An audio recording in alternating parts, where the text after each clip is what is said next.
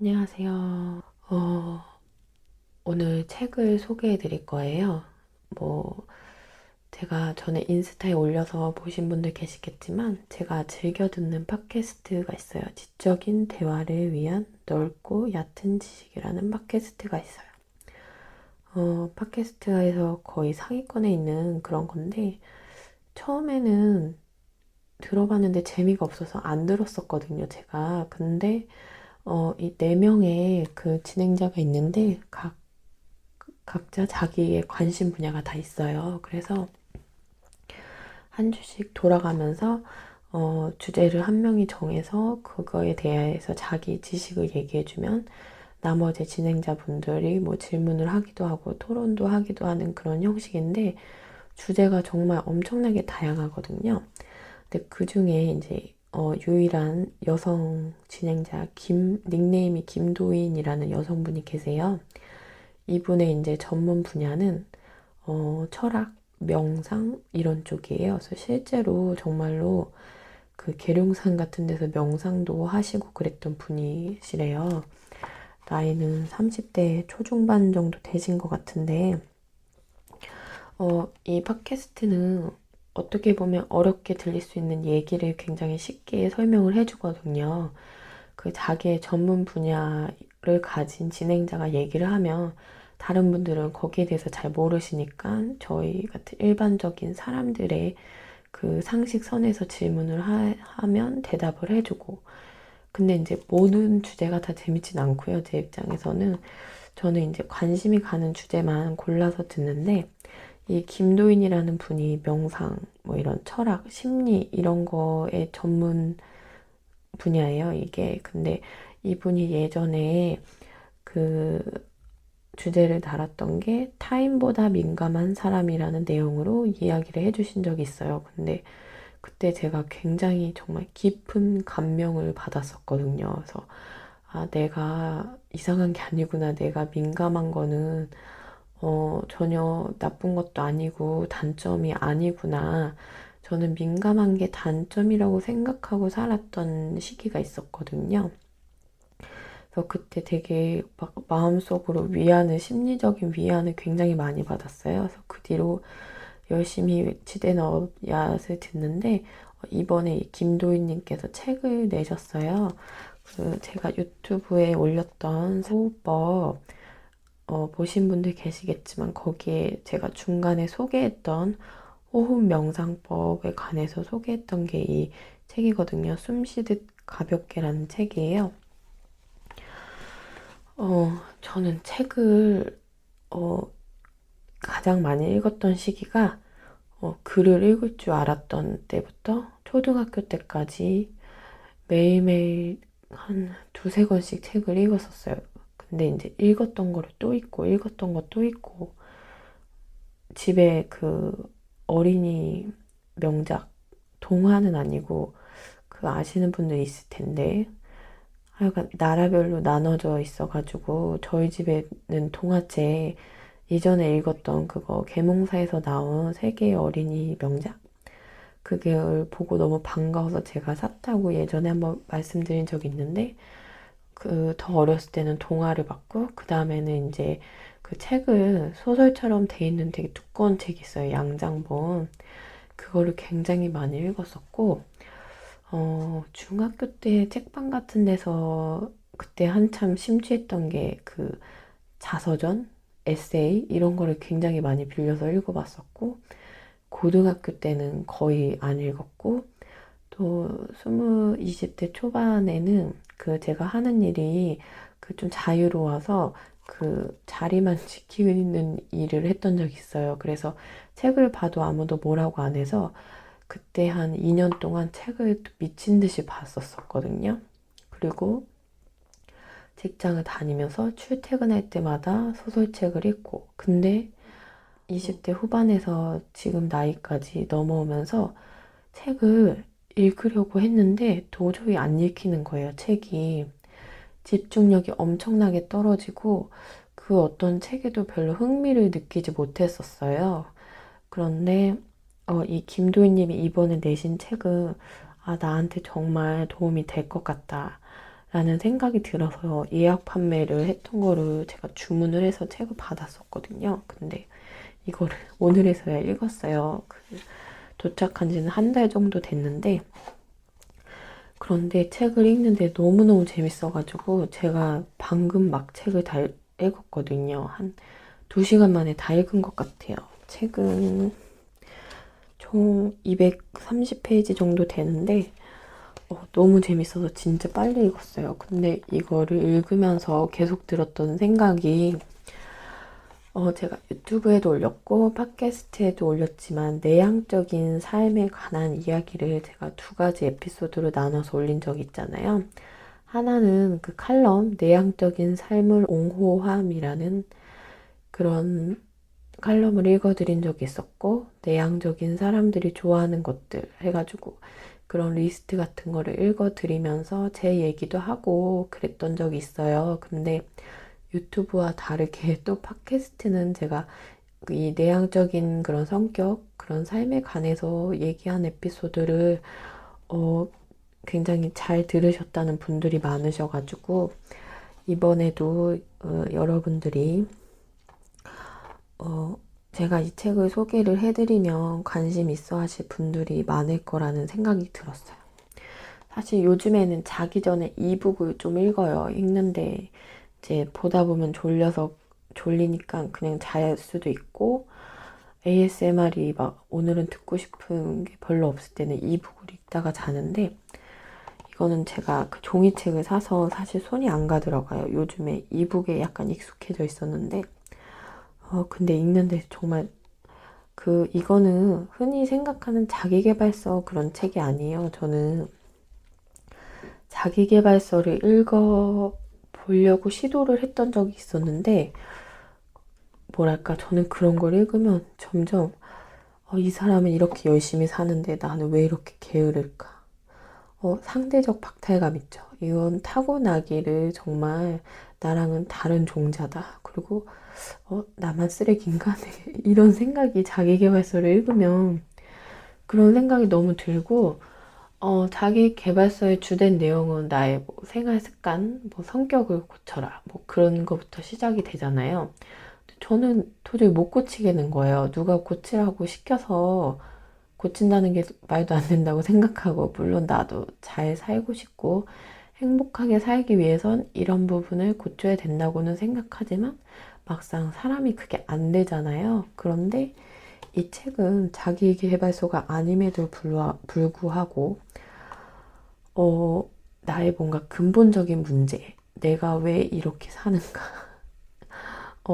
좀 더 좋은 삶을 살고 싶어 하는 분들을 위해서, 그 좋은 삶을 살기 위해서 그 장애물이 되는 자신의 문제를 근본적으로 치유할 수 있는, 고치려고 하는 게 아니라 치유해주는 되게 편안한 느낌으로 얘기를 해줘서 이제 읽다가 몇 번 울컥울컥 했었거든요.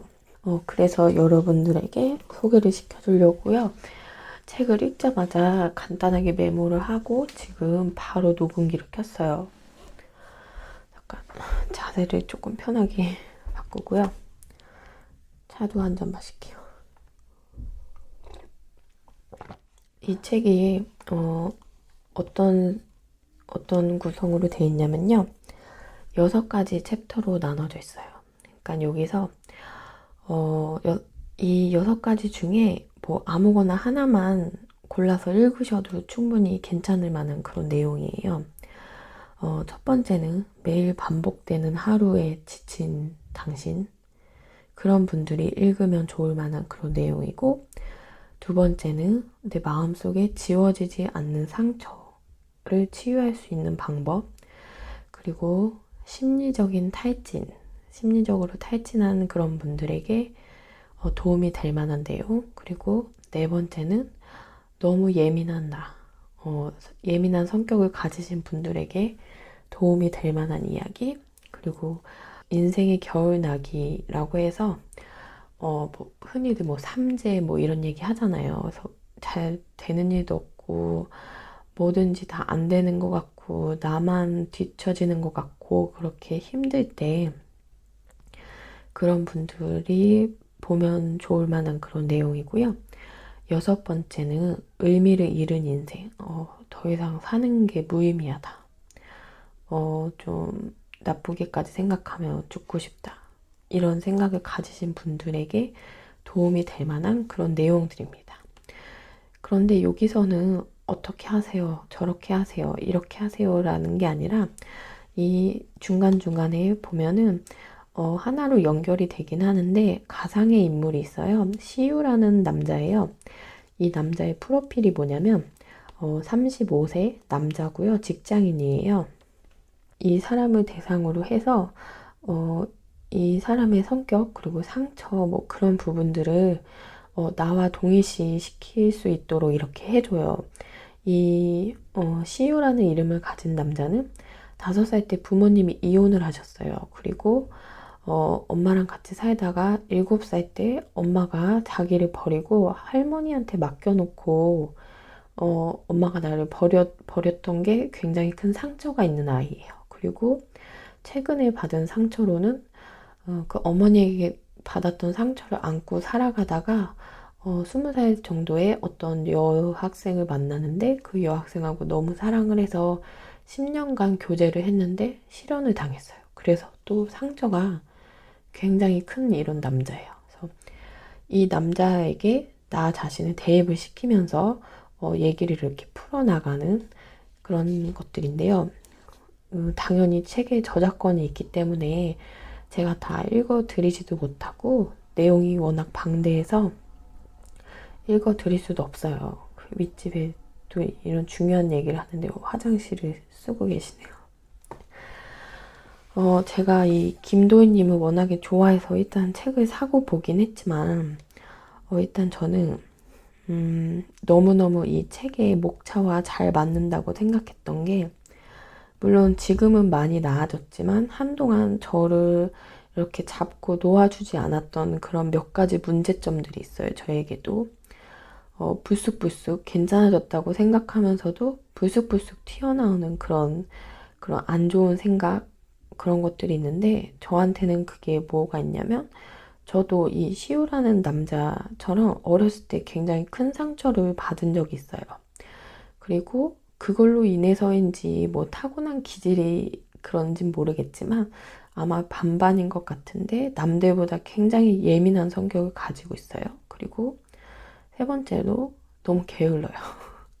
제가 제 생각에는 왜냐면 생각하는 건 되게 많아요. 제가 하고 싶은 것도 많고 해야 할 일도 많고 항상 머릿속으로만 계획을 짜는 스타일이에요. 그리고 와 이거 진짜 짱이다 이 생각 그렇게 하면서도 정작 몸이 따라주지 않아서 물론 체력도 안 좋기도 하고 그래서 생기는 그런 문제. 그러면 또 이제 자기 비판이 시작이 돼요.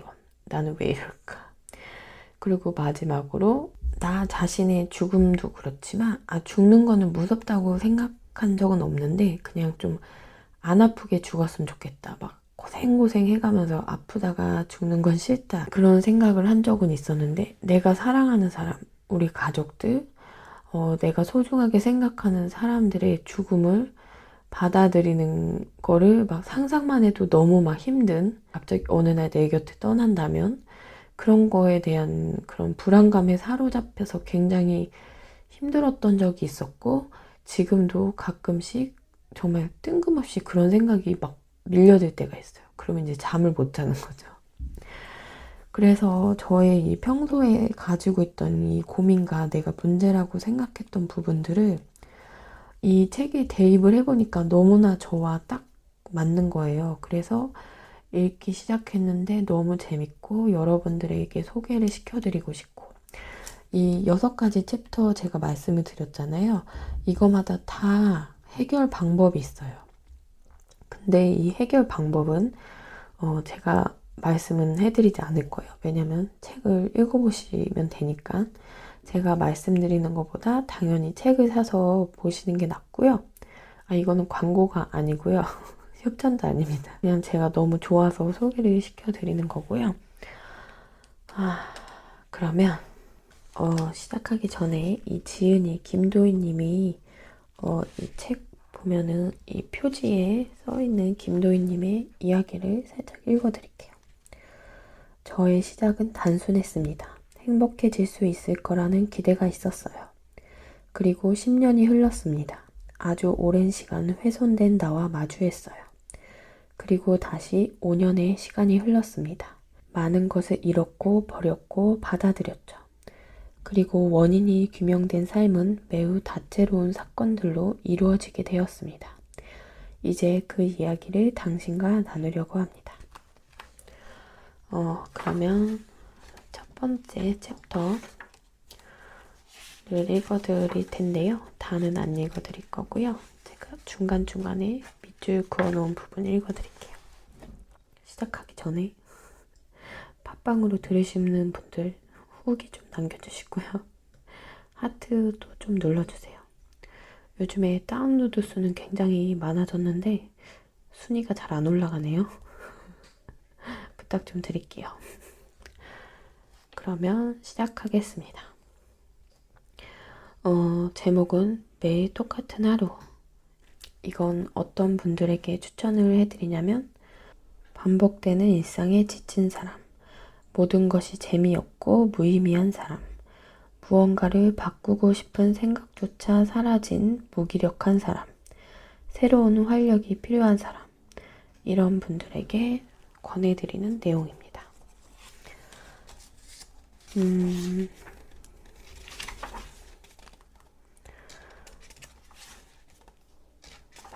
이거는 제가 읽으면서 밑줄은 많이 긋지 않았어요. 왜냐면 저는 저도 매일 반복되는 하루하루를 지내고 있지만 크게 불만이 없거든요. 저의 반복되는 하루에. 그래서 여기는 보니까 제가 밑줄을 그어놓은 게 거의 없어요. 아까 말씀드린 그런 부분에 해당하는 분들에게 어떤 솔루션을 권하냐면 예스 프로젝트라고 해서 무조건 다른 사람들이 뭐뭐 할래? 뭐뭐 해주지 않을래? 라고 했을 때 무조건 예스라고 하는 거예요. 예전에 짐 캐리가 주연했던 영화가 있어요. 예스맨이라고. 그거는 코미디 영화이기도 한데 저도 그 영화를 재밌게 본 기억이 나요. 물론 영화라서 모든 일에 예스라고 대답을 하는 순간 굉장히 엄청난 일들이 많이 생기거든요. 짐 캐리에게. 그걸 재밌게 풀어나가는 그런 내용인데 여기에서는 그거를 이제 조금 나의 실생활에 맞춰서 이렇게 풀어나갈 수 있도록 그 해결 방법을 제시를 해주는 거예요. 그런데 당연히 절대로 예스할 수 없는 그런 상황이 생길 거 아니에요. 그 부분에 대해서 이 김도희님은 어떻게 얘기를 하시냐면요. 이렇게 얘기를 하세요. 예스 프로젝트는 부정적인 생각이나 태도를 긍정적으로 바꾸는 것이 아닙니다. 여기서 말하는 칼은 영화 예스맨에 나오는 짐 캐리예요. 칼이 이혼 후 심리적 고통을 겪는 것은 그가 모든 일에 노라고 부정적으로 대응하기 때문이 아니에요. 그가 경험을 회피하는 선택을 반복해서 고통을 일으키는 동일시 사고가 지속되는 게 문제예요. 노라고 하는 게 문제가 아니라는 거죠. 그가 경험을 회피하는 선택을 반복해서 고통을 일으키는 동일시 사고가 지속되는 게 그게 바로 문제라고 얘기를 하고 있어요. 반대로 곤란한 상황을 만들지 않으려고 모든 일에 거절하지 못하는 선택을 반복한다면 이 또한 예스의 얼굴을 한 경험 회피입니다. 이때는 노라는 선택이 변수가 돼요. 매사에 노로 일관하는 사람이 있고 예스로 일관하는 사람이 있잖아요. 그런 사람들에게는 매사에 예스로 일관하는 사람들에게는 노라고 하는 게 어떻게 보면 그 해결 방법이 될 수가 있는 거죠. 예스 프로젝트는 긍정적 프레임을 강조하는 심리학이나 자기계발과는 다릅니다. 긍정적 프레임을 강조하는 견해는 인생의 고통스러운 경험들을 없애야 한다는 것을 전제하고 있어요. 하지만 우리는 늙고 병들고 죽는 것을 피할 수 없어요. 긍정적인 삶의 태도와 행동을 강조하는 의견들은 긍정적 태도 자체가 회피 반응이라는 점을 간과하죠. 이러한 주장들은 근본적으로 인간이 느끼는 고통스러운 감정들을 인정하지 않기 때문에 사람들이 이러한 감정을 회피하게 만들어요. 여기 이 부분이 제가 이제 밑줄 친 부분이에요. 하지만 슬픔, 미움, 분노, 후회와 같은 감정을 느끼는 것이 심리적 고통을 일으키는 게 아니에요. 감정은 그 자체로 우리에게 고통을 주지 않아요. 심리적 고통은 자신의 감정을 이해하거나 수용하지 못할 때 발생합니다. 이게 정말 와닿는 말이었어요. 감정은 그 자체로 우리에게 고통을 주지 않는데요. 슬픔, 미움, 분노, 후회 같은 감정, 무엇이 괴롭냐 하면은 그 감정으로 괴로운 게 아니라 그 감정을 이해하지 못하거나 수용하지 못할 때 발생한다고 해요. 굉장히 되게 뒤통수를 맞은 기분이었어요. 내가 슬프면 그 슬픔을 받아들이고 수용을 해야 되는데 이 슬픔을 거부하고 나는 슬퍼하지 않을 거야, 슬퍼하면 안 돼라고 했을 때 심리적 고통이 발생한다는 거예요. 예스 프로젝트는 긍정적인 태도를 갖는 것이 아니라 감정과 생각을 받아들여서 그것이 변할 수 없는 절대적 사실이 아니라는 것을 깨닫게 하는 것입니다. 무슨 뜻인지 아시겠죠? 긍정적, 부정적 이거의 문제가 아니라 그 누군가가 나에게 무언가를 해달라고 했을 때, 무언가를 하지 않겠냐고 했을 때 그것에 대한 감정과 생각, 이걸 하면은 어떻게 될 텐데, 이렇게 하면 좀 그럴 텐데 라는 것을 생각하지 말고 그거를 그냥 받아들여서 그것이 변할 수 없는 절대적 사실이 아니라는 것을 깨닫게 하는 거래요. 제가 지금 뭘 적어놓고 하는 게 아니라서 나오는 대로 뱉고 있는데 여러분들이 이해가 좀 되셨으면 좋겠네요.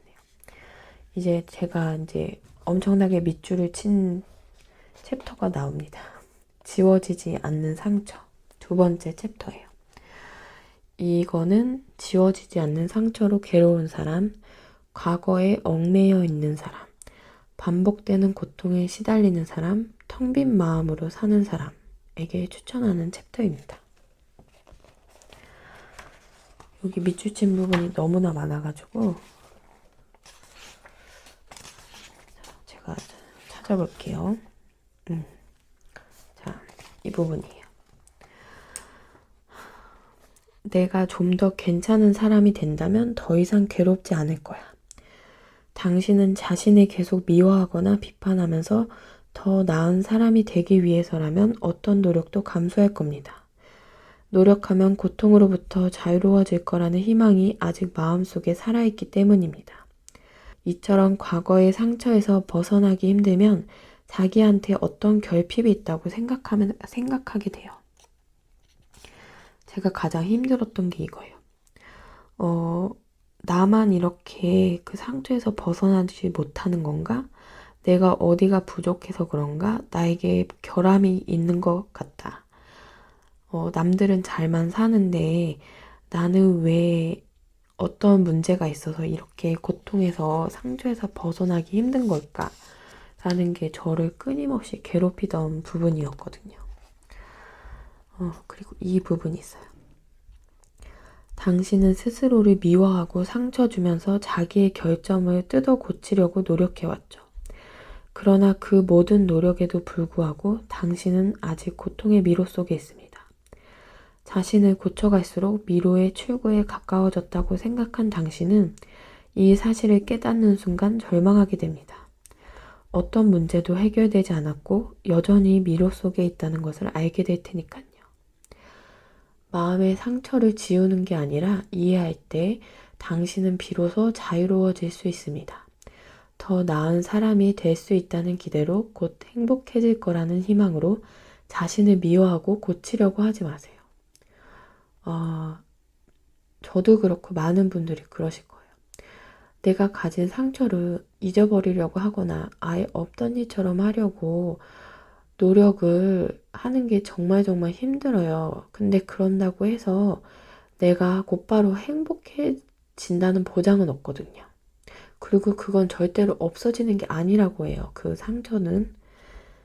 그 상처받은 자기의 마음과 감정을 이해를 하는 게 가장 중요하다고 얘기를 해주고 있어요. 근데 이제 이런 사람들이 어떤 특징이 있냐면, 이거 보세요.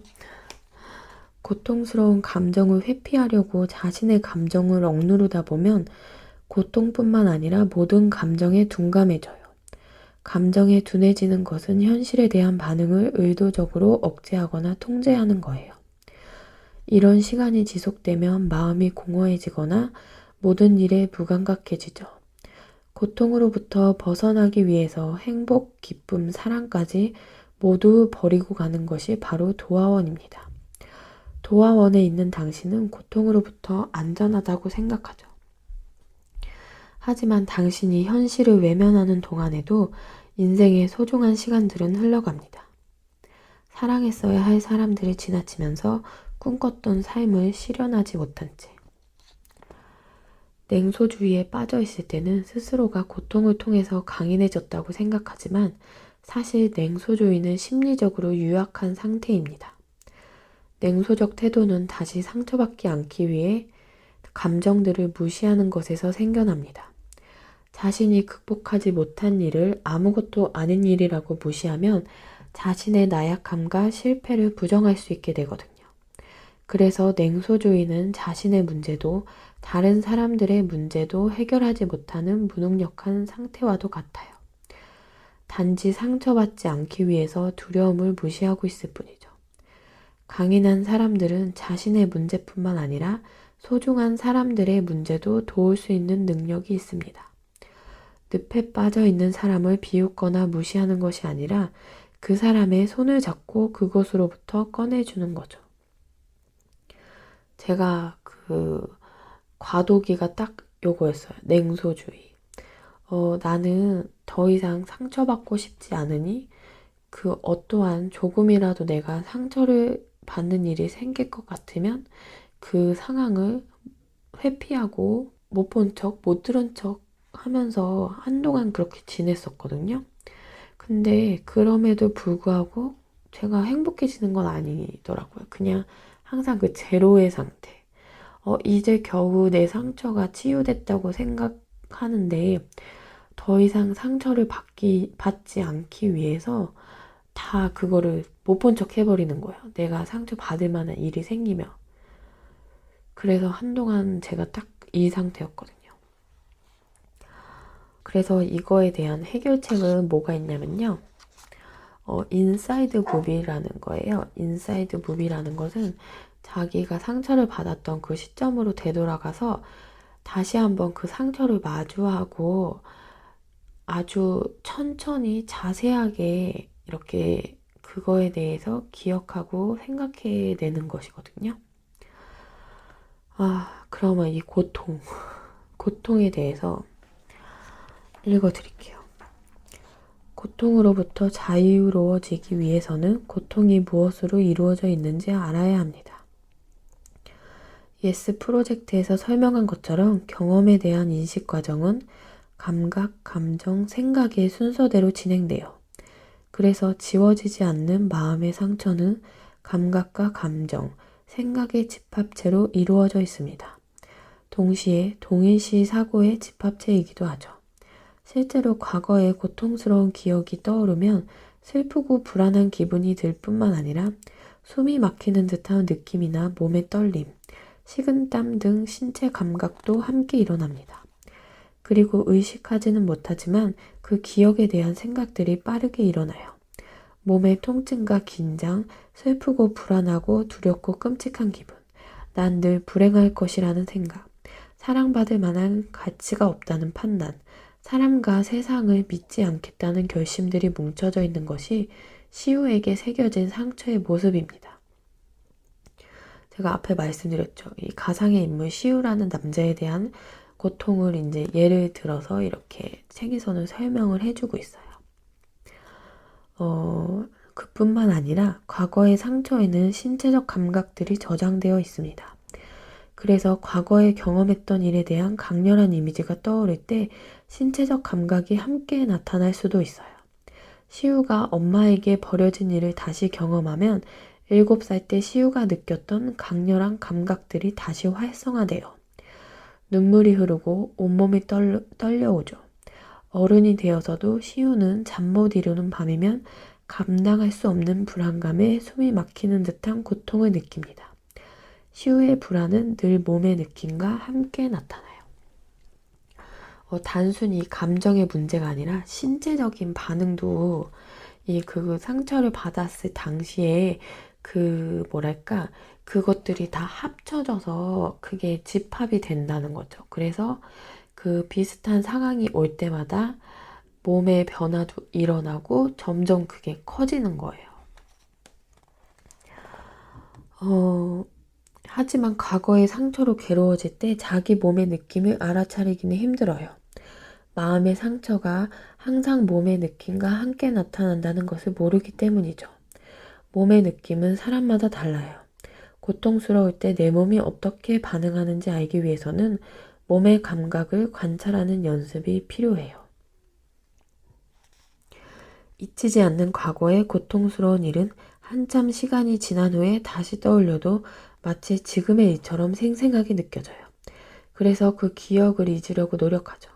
과거의 일이 생각날 때마다 불안하고 슬픈 기분에 압도당하기 때문입니다. 과거의 상처에는 항상 그 당시에 감당하기 힘들었던 강렬한 감정이 새겨져 있어요. 예를 들어서 좀 저에게 좀 작은 걸 하나 얘기해 보자면 브라운 아이즈의 벌써 1년을 들으면 딱 그때 생각나는 사람과 그때 그 당시에 냄새? 소리? 그런 것까지 다 생각이 나요.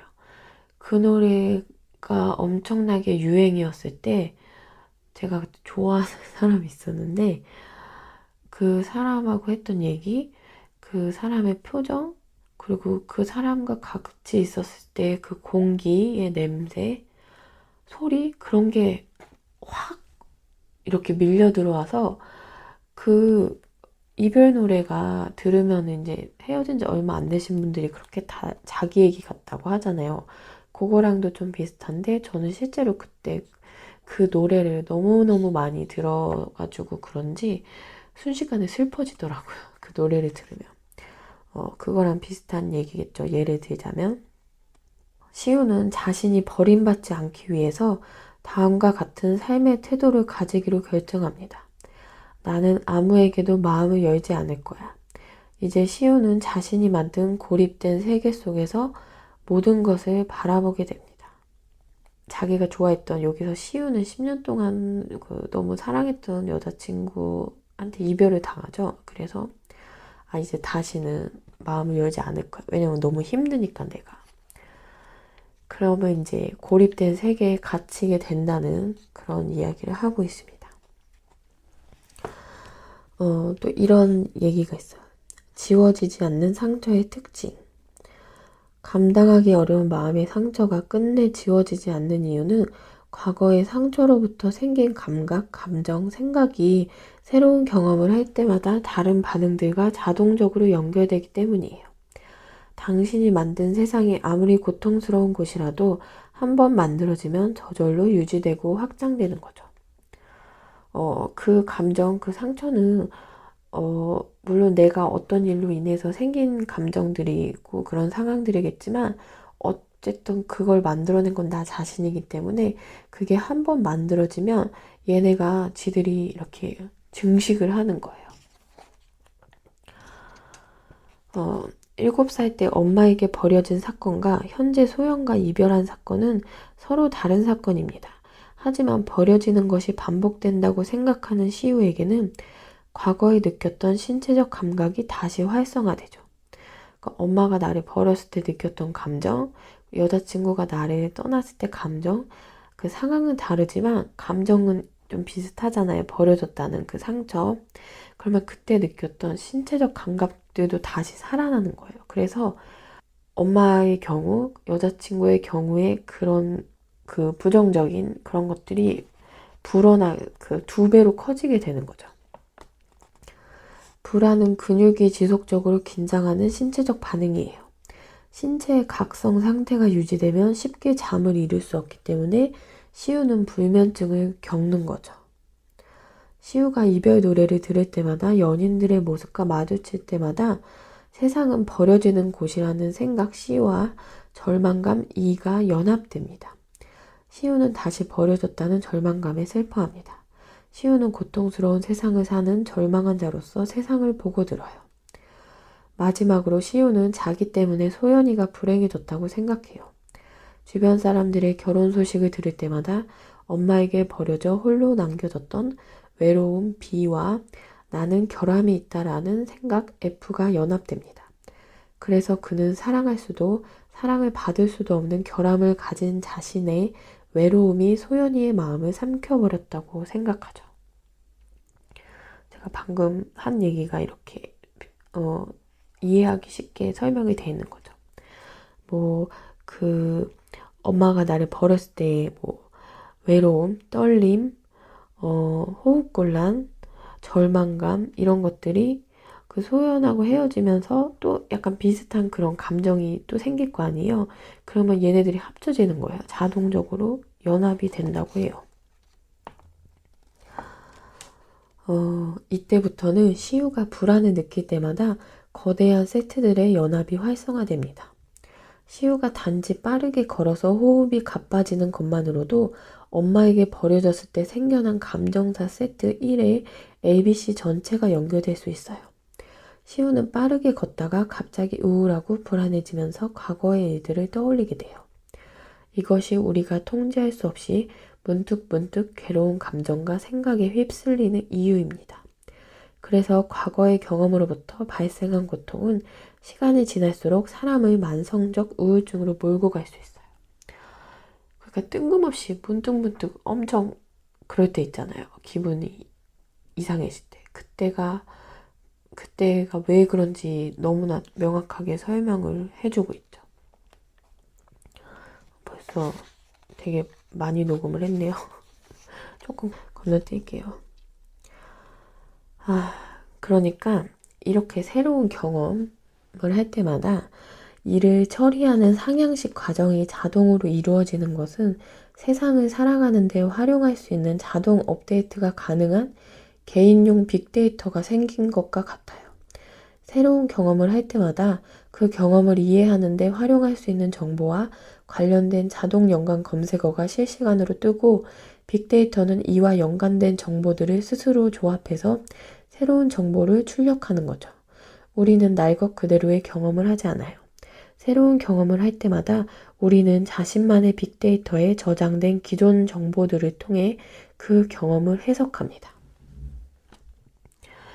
고통을 일으킬 수 있는 과거의 상처가 계속 새로운 정보들과 연합된다면 한 번 생긴 마음의 상처는 절대 지워지지 않으며 점점 더 끔찍한 고통이 된다는 것을 의미합니다. 시우의 외로운 정체성, 고통스러운 세계관, 회피적인 삶의 태도가 인식작용에 입력될 때마다 그의 고통은 계속 되살아나고 강해집니다. 매 경험마다 세트의 연합이 자동으로 이루어진다는 것은 인식작용에 입력된 내용들을 마음대로 고를 수 없다는 것을 의미해요. 우리는 정보들의 연합을 의도적으로 취사 선택할 수 없어요.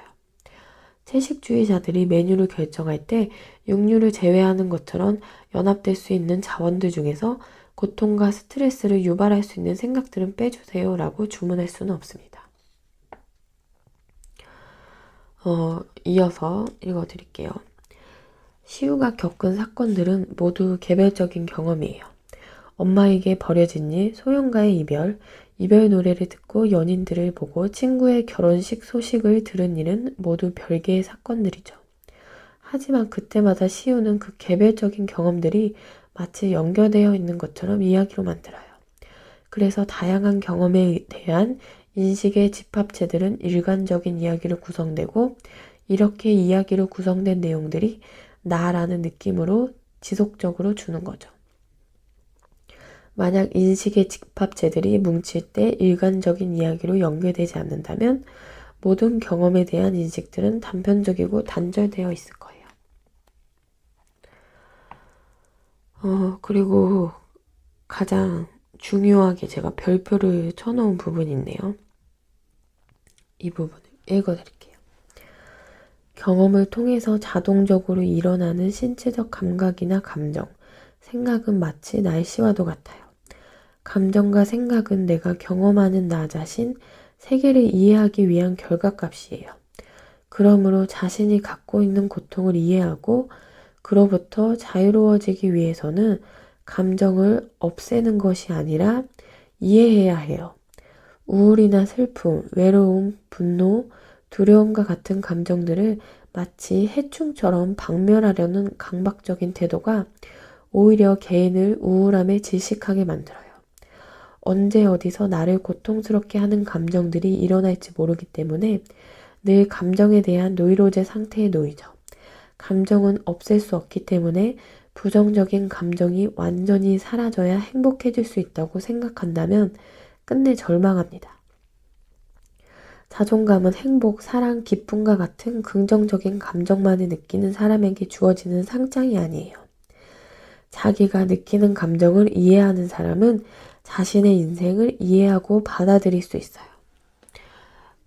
자신의 감정을 무조건 없애고, 여기 좋은 표현이 있네요. 해충처럼 박멸하려고 하면 안 된다.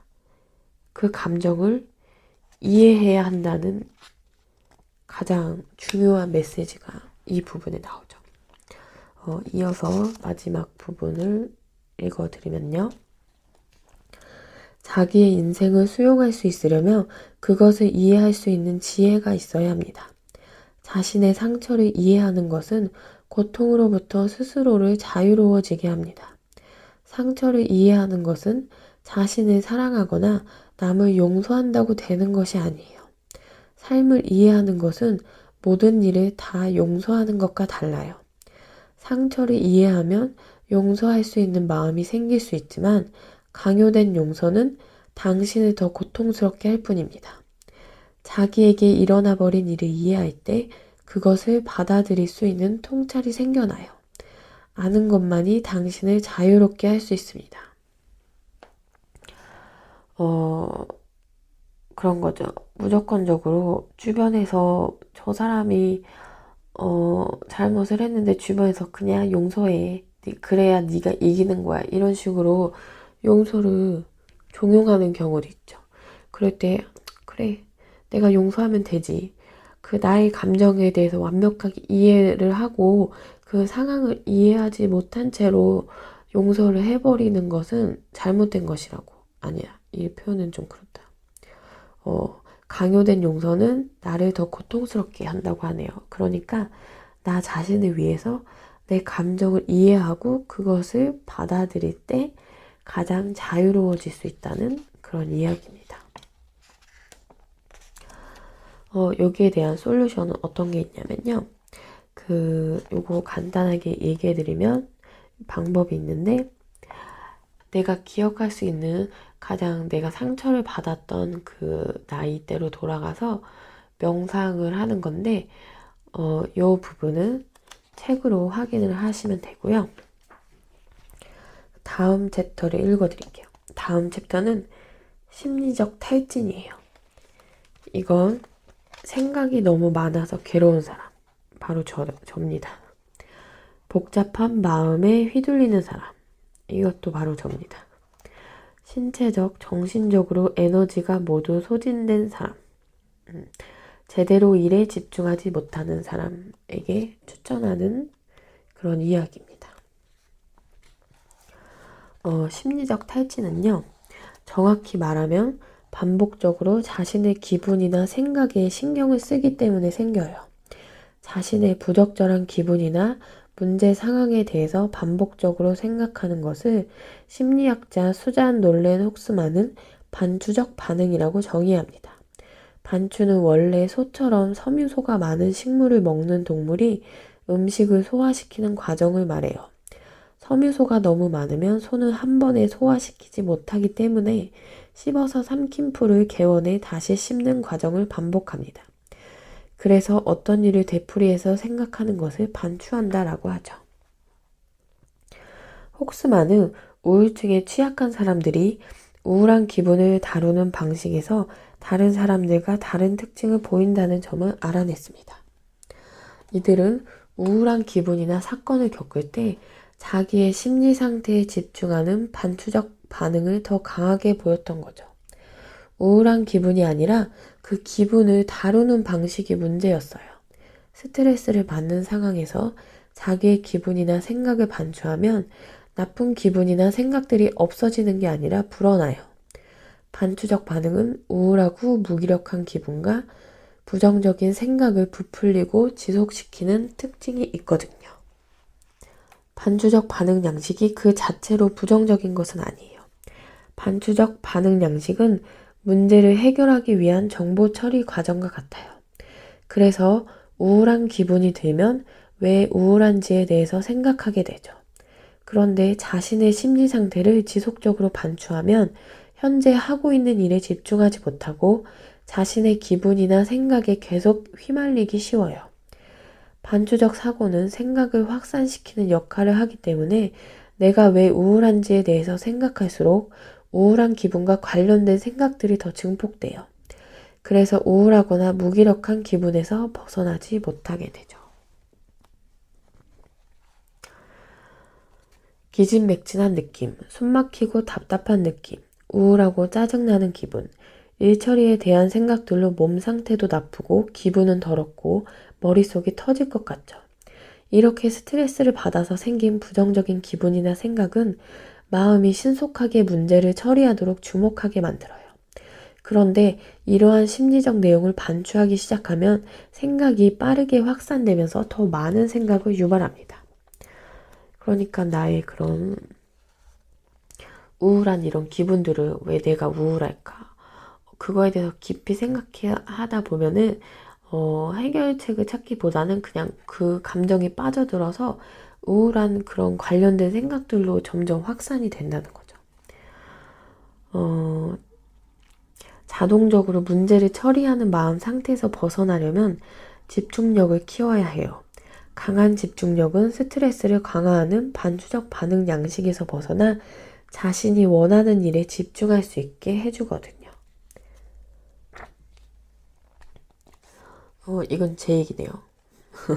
들어보세요. 이 부분. 보통 생각이 너무 많아서 힘들 때 생각을 안 하려고 하죠. 하지만 반추적 반응이 만드는 생각 폭탄에서 벗어나려면 생각을 없애는 게 아니라 집중력을 키워야 해요. 문제는 생각이 많은 게 아니라 집중력이 약해서 생각에 휘둘리는 거예요. 맞아요. 문제는 이 나의 생각에 휘둘리는 거.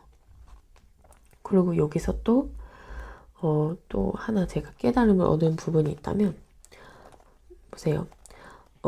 심리적 탈진 상태를 벗어나는 동시에 자신이 원하는 일, 자신의 가치를 실현할 수 있는 일에 몰입하기 위해서는 집중력을 키워야 해요.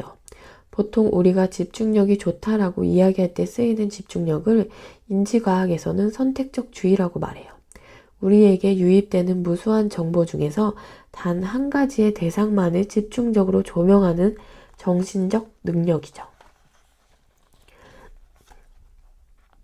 선택적 주의는 가장 우선적으로 감정적인 문제에 집중해요.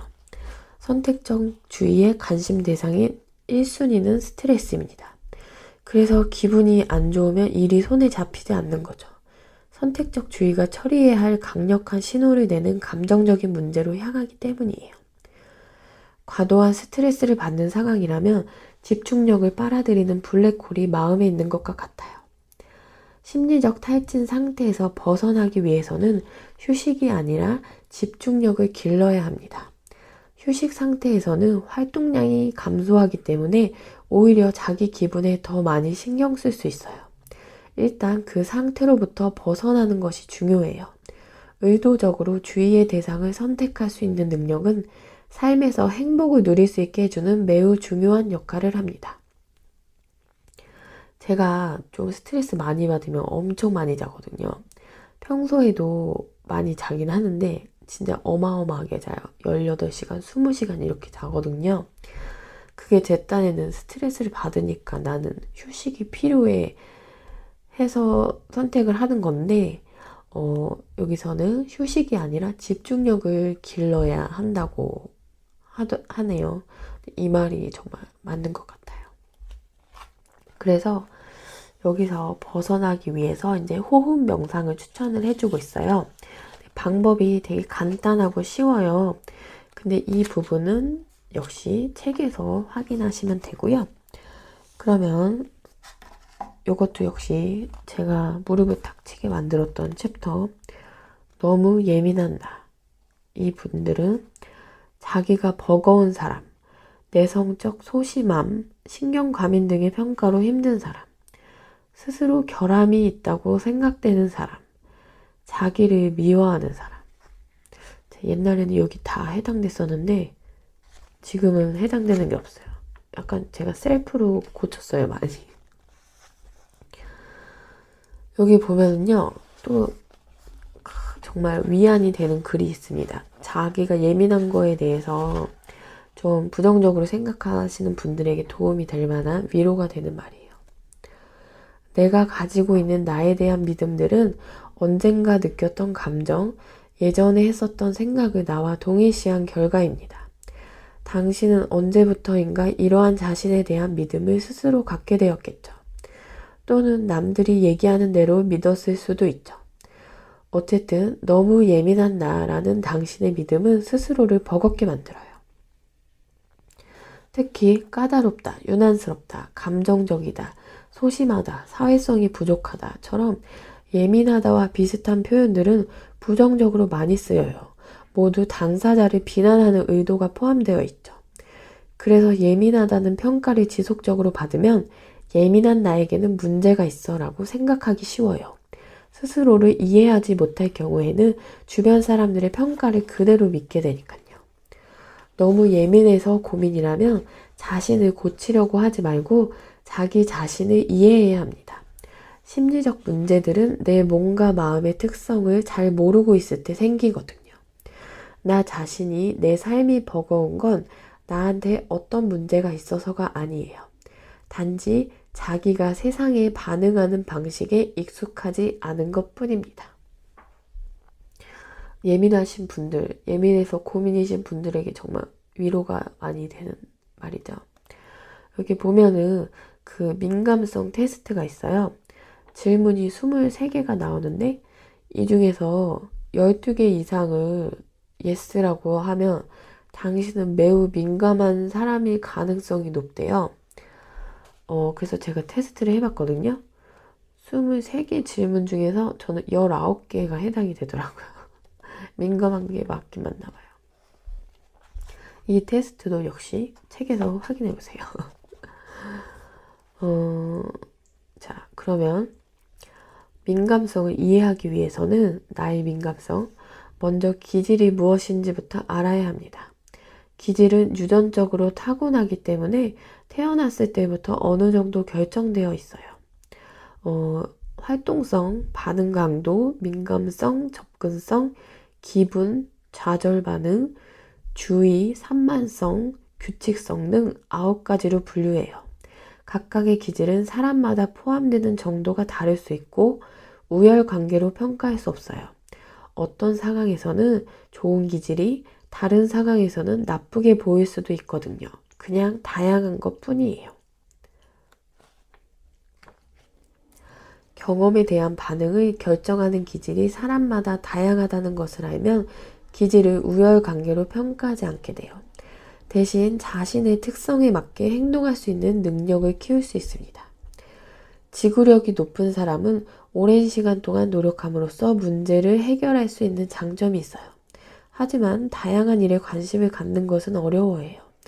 반면에 지구력이 낮은 사람은 문제에 대한 다양한 해결 방안들을 찾는 장점이 있어요. 결과적으로 같은 시간 동안에 지구력이 강한 사람보다는 더 다양한 일을 할 수 있는 거죠. 그래서 지구력이 낮은 사람은 한 가지 일에 오래 집중하는 것보다 짧은 시간 동안 여러 가지를 교대로 하는 것이 더 효과적이에요. 이처럼 사람마다 경험에 반응하는 특성이 다른데 모두 다 같은 방식으로 행동하도록 강요하면 사회적으로 열등감이 심한 사람들이 많이 생길 수 있어요. 기질은 고치는 게 아니라 이해하고 존중해야 합니다. 타고난 것에 우열을 가리는 사고방식은 매우 위험해요. 기질에 우열이 있다고 생각하는 것은 태어날 때부터 결함이 있는 사람이 있다고 생각하는 것과 같아요. 이런 사고방식은 항상 차별을 정당화하는 근거가 되므로 사회적으로도 지향하는 방향으로 나아가야 합니다. 우리는 지구력이 높은 사람만 대단하다고 생각을 하잖아요. 하지만 지구력이 높은 사람은 다양한 일에 관심을 갖는 게 어려운 단점이 있어요. 하지만 지구력이 낮은 사람은 문제에 대한 다양한 해결 방안들을 찾을 수 있는 장점이 있대요. 근데 우리 사회는 지구력이 높은 사람만 더 높게 쳐주기 때문에 이거는 옳지 않다라는 이야기를 하는 거죠. 정말 맞는 말이에요. 자, 그러면 민감한 사람의 신체적 특징에 대해서 얘기를 해주고 있는데요. 지금 제가 이거 읽으면서 무릎을 탁 쳤습니다. 제가 요즘에 약간 스트레스를 받아가지고 날씨 때문에 비염도 지금 와서 약을 먹은 상태고, 사실 이 책을 읽으면서 이걸 빨리 팟캐스트에 우리 구독자님들한테 소개를 해줘야지 라고 생각을 했는데 목이 아픈 거예요. 지금 저는 비염이 왔다고 생각했는데 목감기랑 코감기랑 같이 온 듯한 느낌이 들어요, 지금. 그래서 목이 굉장히 아픈데 그 와중에 이거를 읽었는데 이런 내용이 있어요. 공통적으로 민감성이 높으면 미세한 자극에도 반응하고 강한 자극을 받은 후에는 회복 시간이 오래 걸려요. 신체적으로는 섬세한 동작에 뛰어나며 카페인과 같은 자극에 영향을 크게 받아요. 대기 중의 오염물질에도 민감하게 반응하기 때문에 알레르기성 비염이나 피부 질환을 앓기 쉽죠. 그리고 옷이나 침구가 닿는 촉감, 조명이나 실내 온도 등에도 예민하게 반응합니다. 항상 미세한 자극에도 반응하기 때문에 지나치게 긴장하거나 밤에 수면 장애를 겪을 수도 있어요. 이럴 경우에는 침실을 어둡게 만들어서 자극의 정도를 낮추어 주는 것이 좋아요. 또 시끄럽고 사람이 너무 많은 곳에 가면 당황하거나 그곳에 있는 것을 힘들어하기도 해요. 그래서 다른 사람들이 보기에는 사회성이 부족하거나 대인관계를 기피하는 것처럼 보이죠. 그래서 제가 딱 이렇거든요. 이게 바로 접니다, 여러분. 시끄러운 거를 너무 안 좋아해요. 그래서 저도 직장 다닐 때 그런 얘기 많이 들었어요. 좀 사회성이 대놓고 사회성이 부족하다고는 안 하고 그냥 그런 나를 어떻게 생각하는지 아니까 보통 얘기하는 거 들으면 좀 개인적이다, 되게 혼자 논다, 민감성이 높은 경우에는 다른 사람들이 지나쳐 버리는 것도 잘 알아차려요. 그래서 자신의 판단을 무의식적으로 신뢰하기 때문에 직관이 발달하는 경우가 많아요. 또 인생의 의미, 자신의 기분이나 생각에 대해서 이야기하는 것을 좋아하기도 해요. 이와 같이 미세한 차이를 구분하는 능력은 예술과 관련된 분야에서 섬세한 취향으로 인정받기도 하죠. 민감성이 높을 경우 이와 같은 심리적 특징들 때문에 종교인, 예술가, 발명가가 되는 비율이 높게 나와요. 하지만 민감성이 높으면 섬세한 감정 변화도 잘 느끼기 때문에 감정 기복이 심할 수도 있어요. 또 남들의 행동이나 말투에서 미세한 감정을 알아차리는데 이것을 그대로 말해서 당사자의 기분을 나쁘게 만들기도 해요. 상대방은 속마음을 들킨 것 같거나 감시당하는 것 같은 느낌을 받거든요. 일을 할 때도 업무의 내용이나 상황의 맥락 등에 집중하는 것이 아니라 사람들의 말투, 행동, 기분에만 신경을 쓰기 쉬워요. 남들이 알아차리지 못한 감정들에도 반응하니까 피곤한 사람으로 여겨지기도 하죠. 민감한 사람들은 이런 장단점이 있다는 것을 얘기해주고 있습니다. 그래서 이 자극에 민감하게 반응하는 사람들은 어떤 해결 방향을 제시하냐면 이런 자극들에 대해서 충분한 휴식을 가지라는 그런 얘기를 하고 있어요. 여기서도 호흡 명상을 추천하고 있는데 이 부분도 역시 책에서 확인하시면 되고요. 자기가 민감하다고 하는 것을 성격의 단점으로 여기는 분들에게 해주고 싶은 말은 이 책에 나오는 내용으로 제가 대신해 볼게요. 민감성이 높은 것은 자극에 대한 반응 범위가 넓은 것이지 사회적 능력이 부족한 것이 아니에요. 그러므로 남들과 똑같이 행동하기 위해서 자극이 심한 환경을 견딜 필요는 없습니다. 자극이 심한 환경은 적절히 피하세요. 어쩔 수 없는 경우라면 그곳으로부터 벗어난 뒤에 충분한 휴식을 취하면 됩니다. 민감성을 이해하고 잘 받아들이면 자신의 장점을 살리면서도 자신에게 편안한 상황을 선택하면서 지낼 수 있어요. 제가 20대 중반쯤에 회사 생활을 하다가 나는 도저히 회사는 못 다니겠다라고 생각해서 재택근무하는 프리랜서를 선택했고 굉장히 만족하면서 지내고 있거든요. 그래서 민감성이 높은 분들에게는 휴식을 취한다거나 적절히 그런 환경을 피해서 자기 자신을 스트레스에서 벗어날 수 있게 하는 게 저도 역시 중요하다고 생각합니다.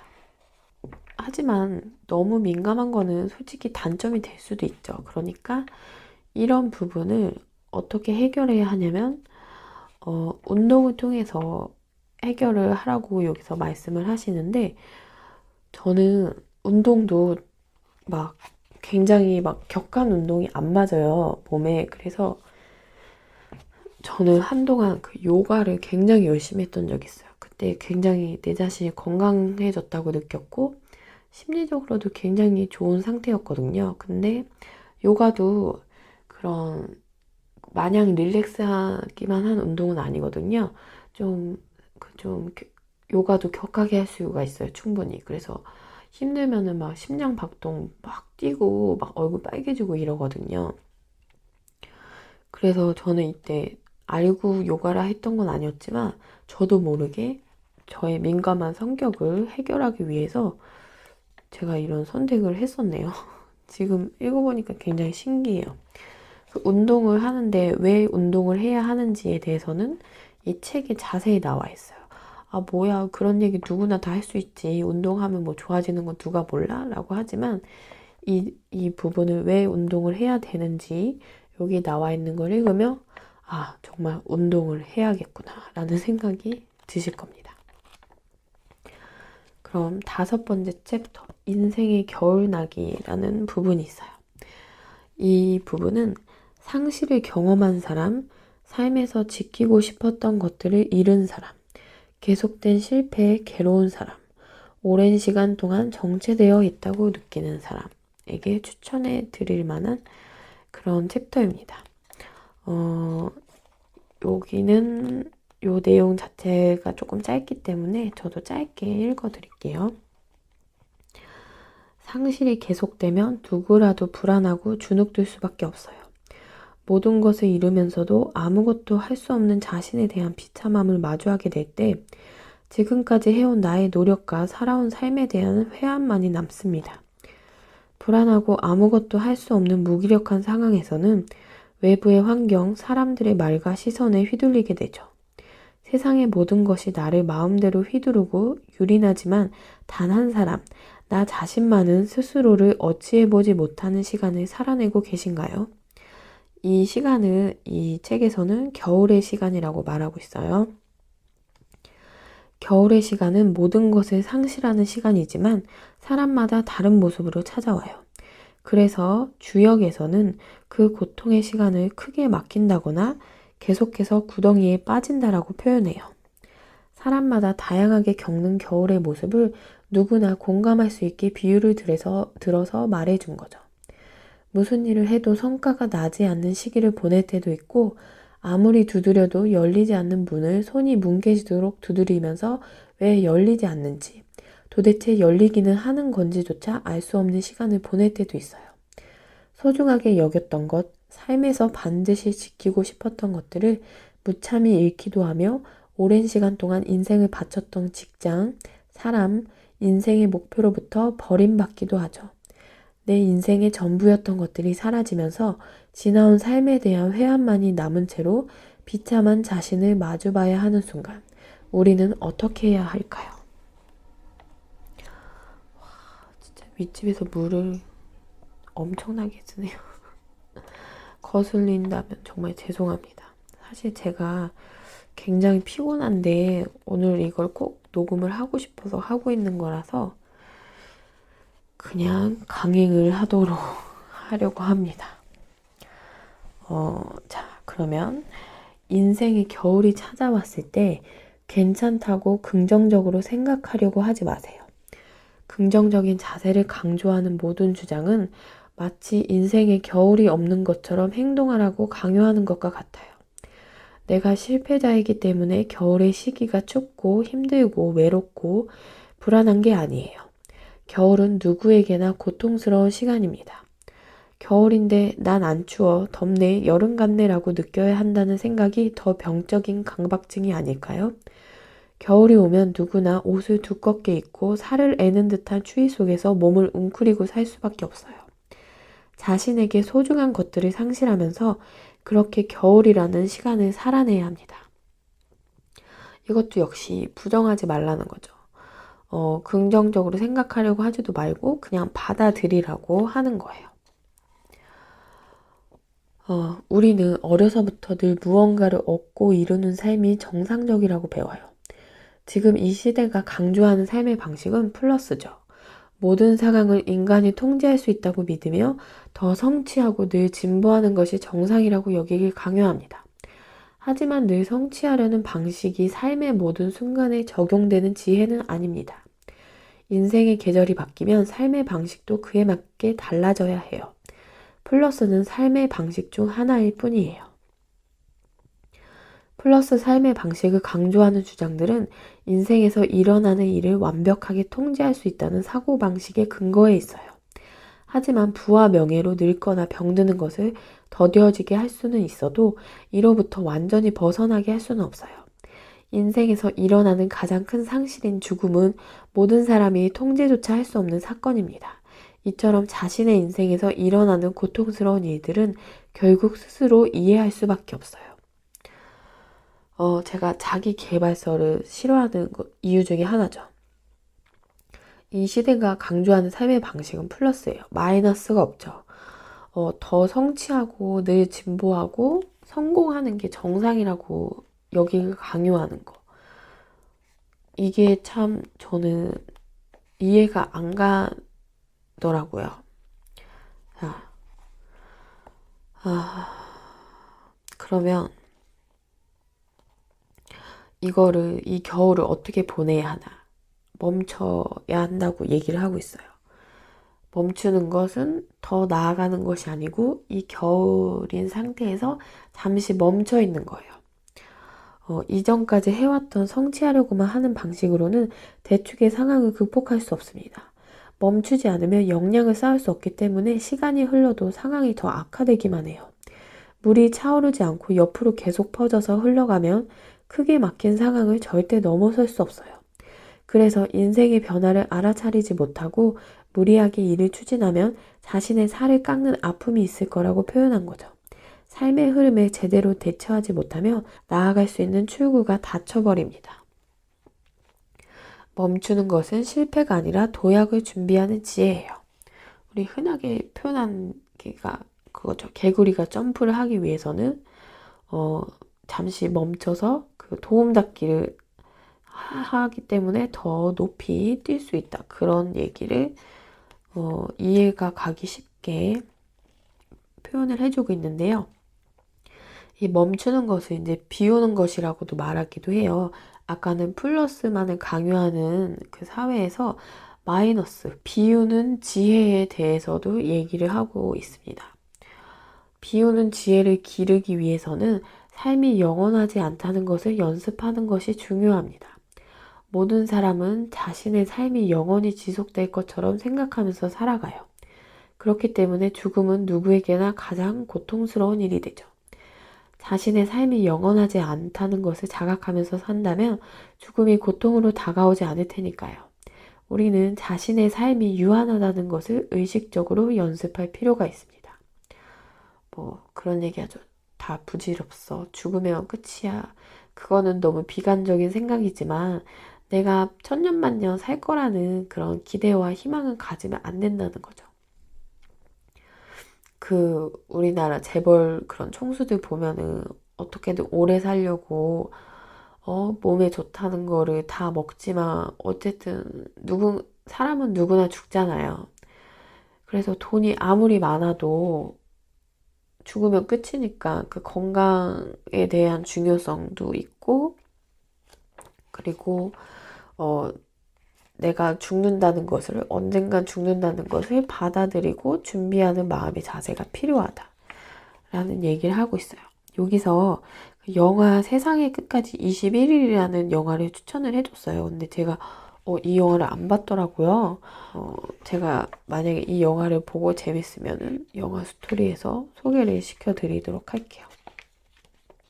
자, 그럼 마지막 챕터입니다. 6번째, 의미를 잃은 인생. 이 챕터는 마음속 깊이 절망한 사람, 인생의 의미를 잃어버린 사람, 길을 잃은 사람, 출구 없는 곳에 갇힌 사람에게 추천하는 내용입니다. 가장 짧은데요. 자, 보면은 대략적으로 얘기를 하면은 절망의 대명사가 있어요. 오이디푸스라는 그리스 신화에 나오는 왕인데요. 그 오이디푸스 컴플렉스 얘기 들어보셨죠? 굉장히 복잡한 사연이 있어요. 이거는 제가 말로 하려니까 좀 너무 복잡한 것 같아서 이것도 역시 책을 읽어보시거나 뭐 간단하게 검색을 하셔서 오이디푸스의 인생에 대해서 한번 읽어보시면 좋을 것 같아요. 그 오이디푸스를 예를 들면서 의미를 잃은 인생, 마음속 깊이 절망을 했던 그 한 남자 오이디푸스에 비교를 해서 얘기를 합니다. 어떤 내용이냐면 사람들은 누구나 자신의 마음의 숲을 지닌 채 살아갑니다. 그리고 그 숲에서 인생을 이해하기 위해 필요한 나무들을 하나씩 꺼내어 쓰는 거죠. 숲이 울창해서 내적 자원이 풍요로울 때는 내가 살아온 시간들, 겪어냈던 일들, 감당했던 마음들을 이해하며 살아갈 수 있습니다.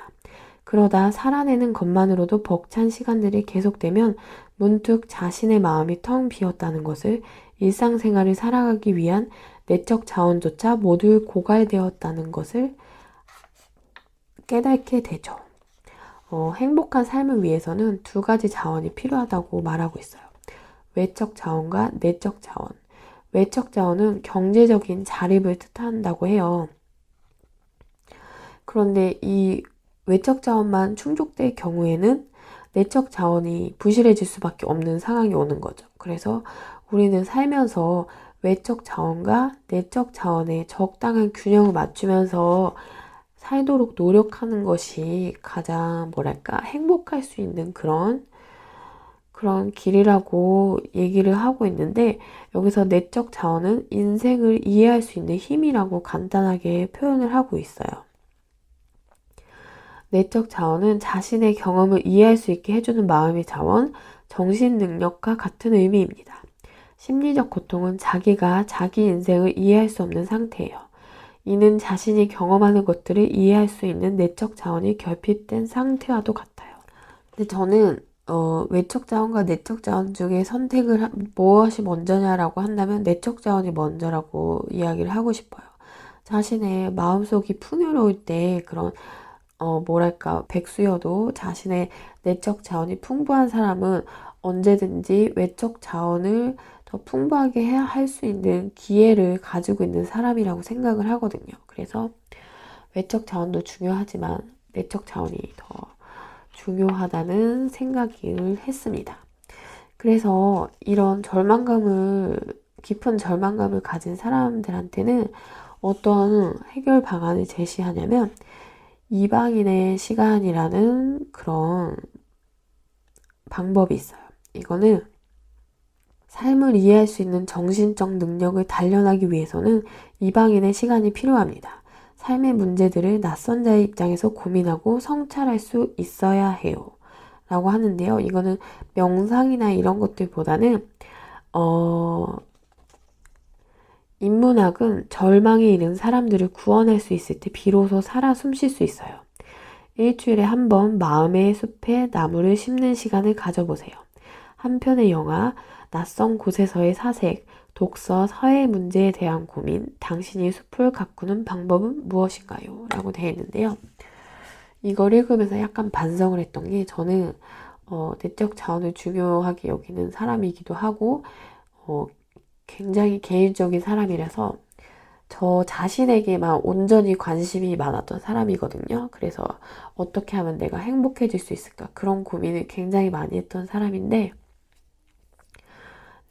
내가 행복하기 위해서는 어느 정도 이 사회적인 구조와 시스템이 받쳐줘야 한다는 생각을 많이 해요.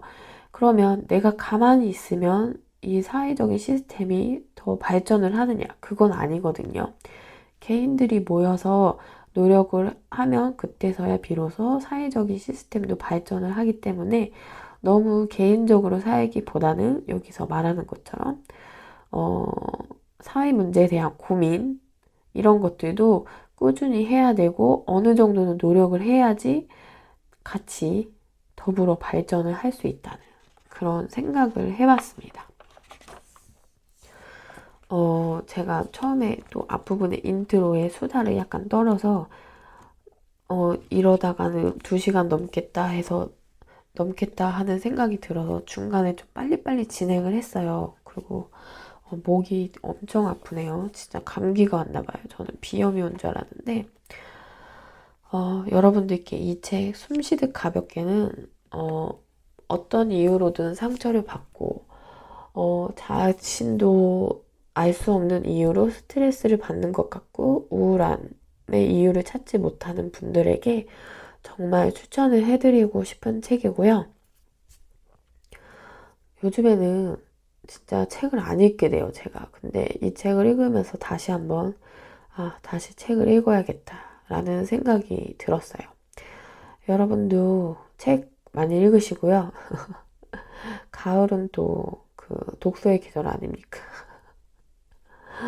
제가 더 재미있게 소개해드리고 싶었고, 사실 전부 읽어드리고 싶었지만, 여러 가지 그 한계가 있기 때문에, 대략적으로 소개를 한다고 했는데, 조금 두서가 없게 들릴 수 있겠지만, 제가 그 책을 읽자마자 이 감정, 이 느낌을 공유하고 싶어서 막 진짜 바로 녹음기를 켰거든요.